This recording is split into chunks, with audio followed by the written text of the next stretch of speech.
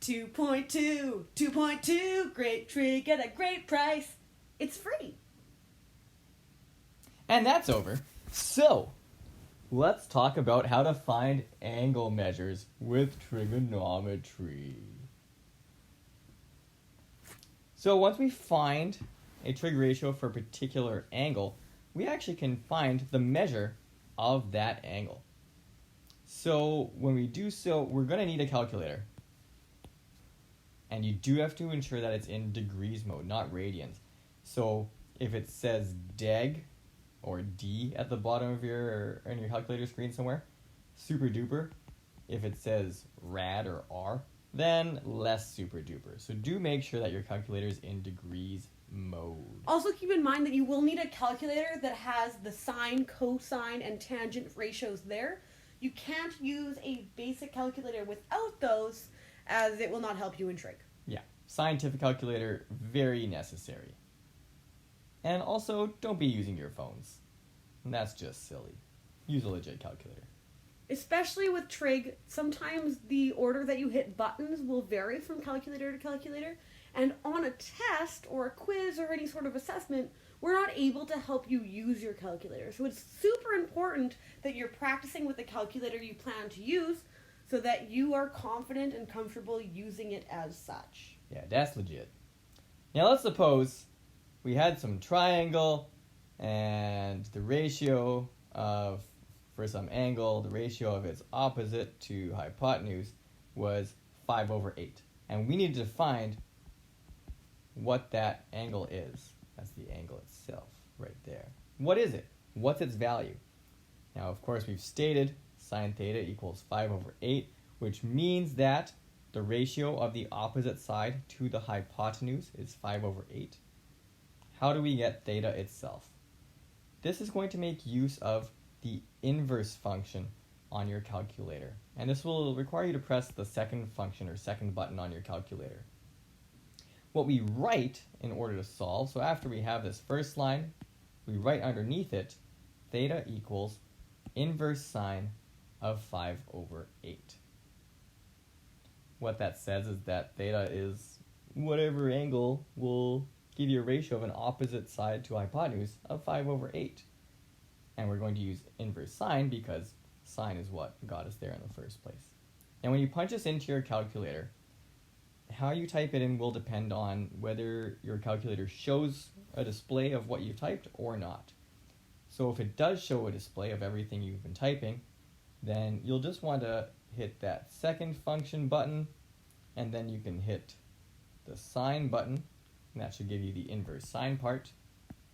And then hopefully it opens a bracket, but if not, enter a bracket, enter 5/8, close that, and then you can hit your equals sign.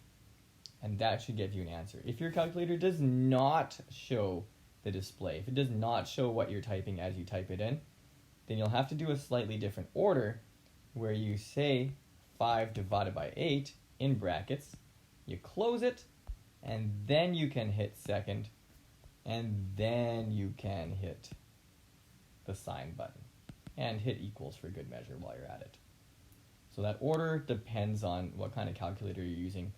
As I said earlier, make sure you're familiar with yours, and make sure that for this particular case, you can get a value of 36.7, and that will be in degrees.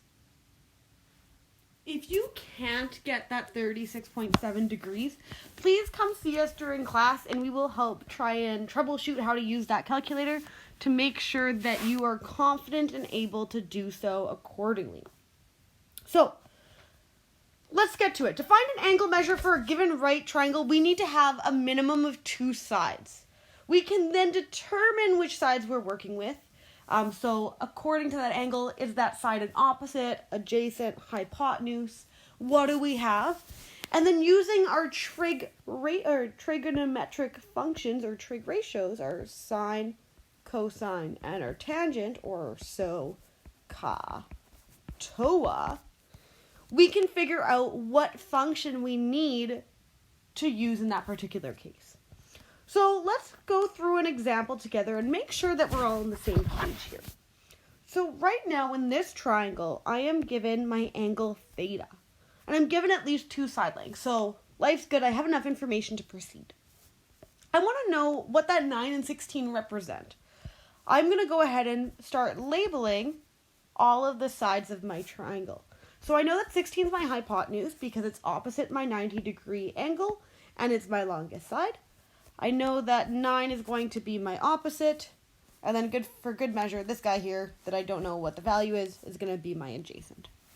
Well, we know in this particular case, we have the information for both my opposite and my hypotenuse sides. My opposite side is 9, and my hypotenuse is 16. All right.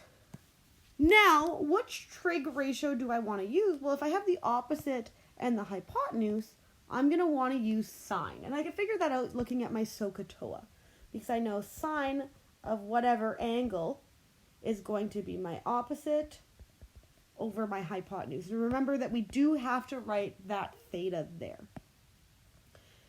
At this point, I'm going to be filling in those known values. Well, that's yellow. Well, I don't know what theta is. That's my unknown, so I'm going to leave it as such. I know my opposite here is my 9, and my hypotenuse is 16. And that's all dandy. Now, to solve for the angle, we have to get theta alone.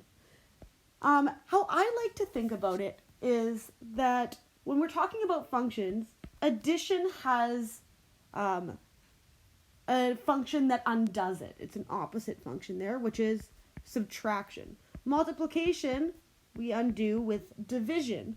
Sine, we undo with inverse sine. Cosine, we undo with inverse cosine. And tan, we undo with inverse tan. Well, what we're doing in any particular case... Hey, it's horses. So if I were trying to solve for like 2x is equal to 6, to get that x alone, since it's being multiplied, I would do my reverse operation here, which I would be dividing both sides by 2 to get x is equal to 3. In this particular case, to undo sine, I inverse sine. And I can't just do it to one side, I have to do it to both.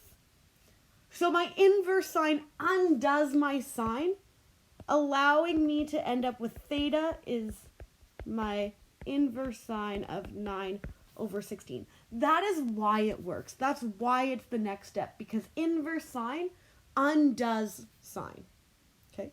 And when I plug that into my calculator, beep, boop, bop, I should get theta is equal to 34.2 degrees. Remember, we have to have the degree sign for my angle. That is incredibly crucial, or else that would also result in a communication error. There are a few examples on the next page for you to try. You can go through all these steps that we just went through. So for each one of these triangles, you're going to determine the value of that particular indicated angle, the nearest tenth of a degree. Determine which trig function you need to use, and then proceed accordingly. Feel free to try them before we do, but as the usual tends to be, I am jumping right in. So here's my angle. That'd be my hypotenuse. Way over there is my opposite side, which leaves this to be my adjacent. So based on that, I know that I'm working with my opposite side and my adjacent side. I'm going to choose to use tan. And I know that tan of theta is opposite over adjacent. Well, I can fill in what I know. I don't know the angle, but I do know that the opposite side is 39. I do know that the adjacent side is 40. So to finish that off, I'm going to take the inverse tan of both sides.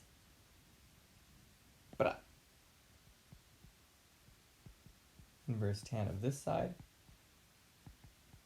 Inverse tan of that side. So that I have that theta is inverse tan Oh, I've done better nines in my life. 39 over 40. And when I plug that into my calculating device, beep, boop, meet more, that turns into 44.3 degrees. Make sure when you are writing your degree sign, it's not too big that it ends up looking like a 0, because that could end up losing some marks down the road.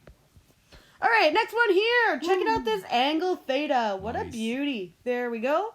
And we're going to start by labeling this triangle in terms of the side. So I know my longest side opposite my 90 degree there is my hypotenuse. My side opposite my angle of question is going to be 84. And my adjacent is this one that I don't really know, so kind of useless to me at this present time. I know that in this particular question, I have my opposite and my hypotenuse sides. So I have my O. So I'm going to use my SO in my SOHCAHTOA, which is my sine function.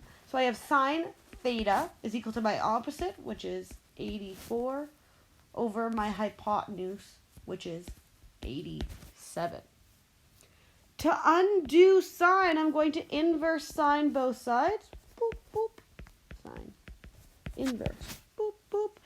The inverse sine and my sine will cancel out, leaving me with theta is equal to the inverse sine of 84 over 87. And when I plug that into my calculator, I end up with 74.9 degrees.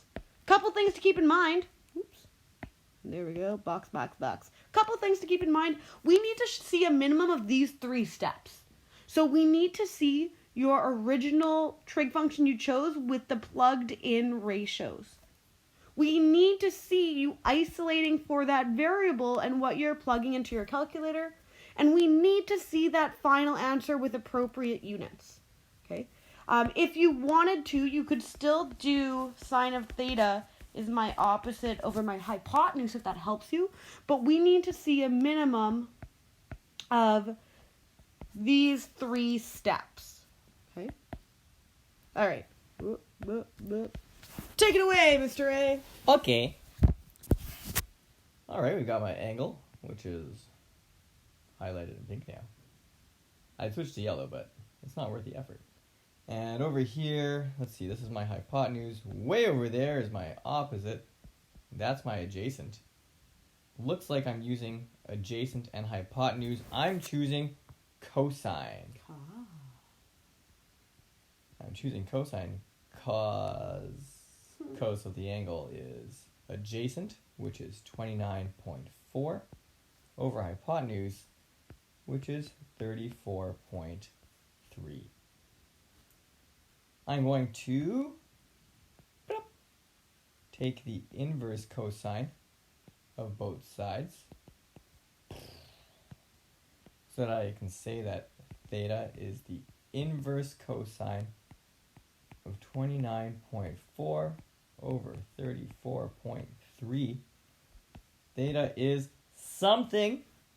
Now, you're going to get an answer that rounds very nicely to 31. But note, real technical point, that we're going to the nearest tenth of a degree. So just to show that level of precision, we're actually going to show what that tenth is. That we actually got 31.0. If you leave this out, then we have no indication that you actually went to the nearest tenth, and that would be a rounding error. So do make sure that you show that. And that one is DONE, done.